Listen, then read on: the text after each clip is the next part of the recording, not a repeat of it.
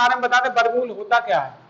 तो जैसा कि इसके ये लिखा हुआ है वर्ग, वर्ग का मतलब होता है जिसमें चारों भुजाएं समान होती हैं, तो वो क्या कहलाता है, वर्ग। इसमें भी और वर्ग में जो रेखाएं होती हैं वो चार होती है, इस तरीके से चौकोर आकृति होती है, ये वर्गाकार स्थिति होती है। इसमें अगर ये दो है तो ये भी दो होगी, ये भी दो होगी, ये सब दो दो होगी। तो ये ऐसी आकृति को हम वर्ग कहते हैं। अब इसमें यदि हमको निकालना क्या है, वर्गमूल ज्ञात करना है, तो वर्गमूल हम दो विधियों से ज्ञात कर सकते हैं। पहली जो विधि हमने बताई है वो है गुणनखंड विधि, यानी फैक्टराइजेशन मेथड से।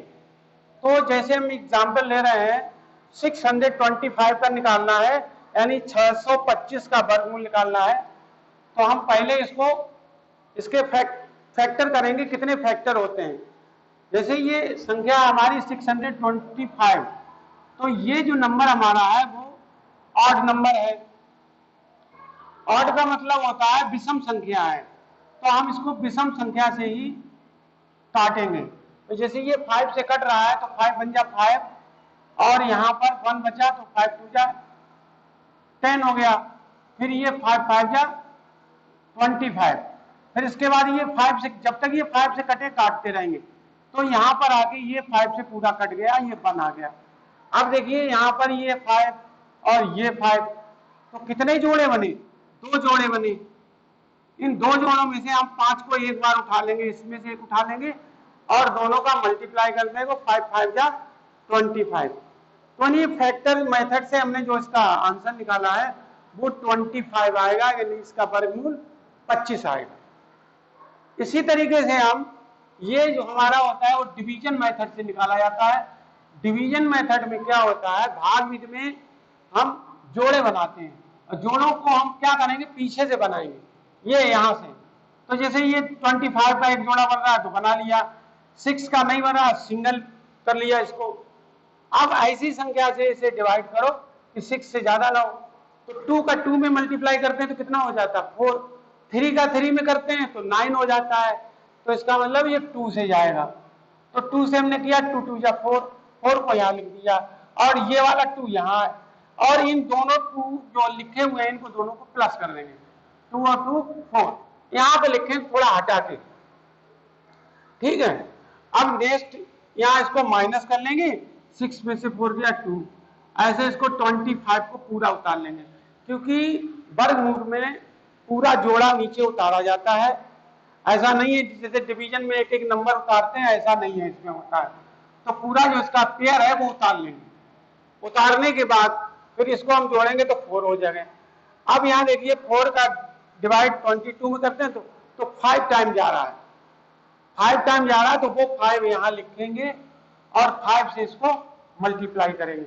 जब 5 से इसको मल्टीप्लाई करेंगे तो 5 5 जा 25 और 5 4 जा 20, और 2 इसमें कैरी हुआ था, तो ये हमारा 225 हो गया। इस तरीके से ये पूरा कट गया, तो दोनों का आंसर सेम आएगा, इसका भी 25 आएगा, इसका भी 25 आएगा। आप मेथड कोई सा अप्लाई करें, दोनों का आंसर एक ही आएगा, 25 ही आएगा। जब भी आंसर आप चेक करें तो इसका मल्टीप्लाई इसी में कर दें, यानी 25 का मल्टीप्लाई 25 में कर देंगे तो हमारा ये नंबर आ जाएगा निकल के, इसका मतलब हमारा आंसर सही है। अगर ये चीज नहीं आती है तो इसका मतलब हमारा आंसर गलत है। इसी तरीके से ये सवाल हमने लगाया है, ये देखिए इसमें सम संख्या है, इसीलिए सम संख्या से पहले हमने काटा है, लास्ट में देखो यहाँ पर विषम आ गई, तो ये संख्या जो है विषम हो गई। इस तरीके से ये काटने के बाद इसके हम जोड़े बना लेंगे, और जोड़े बनाने के बाद इनको हम मल्टीप्लाई कर लेंगे। मल्टीप्लाई करने से जो आंसर आएगा वो इसका उत्तर होगा। कोई मतलब कठिनाई नहीं है, डिवीजन मेथड को थोड़ा समझना है, जोड़े बनाने में आप जल्दबाजी करें तो गलती हो जाएगी। तो जोड़े बनाइए, कायदे से करिए, तो ये कम समय में लग जाता है, इसमें थोड़ा समय लगता है। जो आपको उचित लगे, जो सरल लगे, उस मेथड से वर्गमूल निकालना सीखें। जरूरी नहीं, अगर कहीं कभी कभी ऐसा होता है ये हमें नहीं समझ में आ रहा, ये आ रहा है, तो आप इससे लगाइए, लेकिन जब कहीं प्रश्न में ये लिख दिया जाए कि इस संख्या का वर्गमूल भाग विधि से लगाइए, तो आपको भाग विधि का इस्तेमाल करना पड़ेगा। और कभी ये लिखा हो कि इस संख्या का वर्गमूल गुणनखंड विधि से निकालिए, तो आपको गुणनखंड विधि ही प्रयोग करनी है। और जब कुछ भी नहीं लिखा हो तो आप किसी मेथड को अप्लाई कर सकते हैं, कोई सा मेथड लगा सकते हैं, आपका सवाल सही हो जाएगा। समझ गए? अब ये बताइए, समझ में आया सबके? खड़े हो। अगर हम 2 का मल्टीप्लाई 2 में करते हैं तो कितना हो जाएगा? 4। अब 4 का मल्टीप्लाई 2 में करेंगे तो कितना होगा? 8। अच्छा, 8 का मल्टीप्लाई 8 में कर देंगे। 8 का मल्टीप्लाई 8 में करेंगे कितना होगा? 8 का मल्टीप्लाई 8 में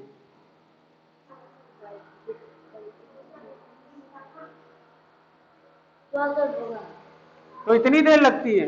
64 होगा, इतनी देर में बता रहे हैं। बैठ जाइए, बैठ जाइए, आप खड़े होइए। हाँ, 11 का मल्टीप्लाई 11 में करेंगे कितना होगा? हाँ, 11 का गुणा 11 में करेंगे कितना होगा? 121। ठीक है, सही है। आपको समझ में आ गया? फैक्टर मेथड से आ गया समझ में? गुणनखंड विधि से। गुणनखंड विधि करने के बाद फिर क्या करते हैं? खड़ी हो जाओ।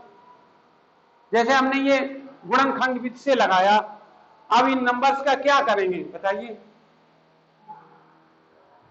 ये नंबर आ गए उधर, अब इनका हम पहले क्या करेंगे? जोड़े बनाएंगे। जोड़ा कितने का बनता है?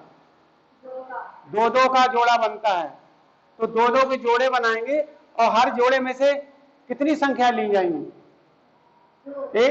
एक ही तो ली जाएगी भाई। देखो ऐसा है ना, जे हमने जो जोड़ा लिखा इसमें से एक ही संख्या तो उठाएंगे। 2 गुणे 2 लिखा है तो हमने यहाँ पर 2 ही लिखा खाली, ये नहीं 2 बार लिख दो। तो इनका कहने का मतलब है जब ये पूरा सवाल हल हो जाए, नीचे हमारा यहाँ 1 आ जाए, ये जब संख्या 1 आ जाती है इसका मतलब ये नहीं कटता है, फिर ये सवाल पूरा हल हो जाता है। फिर हम क्या करेंगे? इसकी जितने फैक्टर आए उनके जोड़े बनाएंगे, और अगर जोड़ा नहीं बनता है तब क्या होगा बताइए? बाई चांस जोड़ा नहीं बन रहा है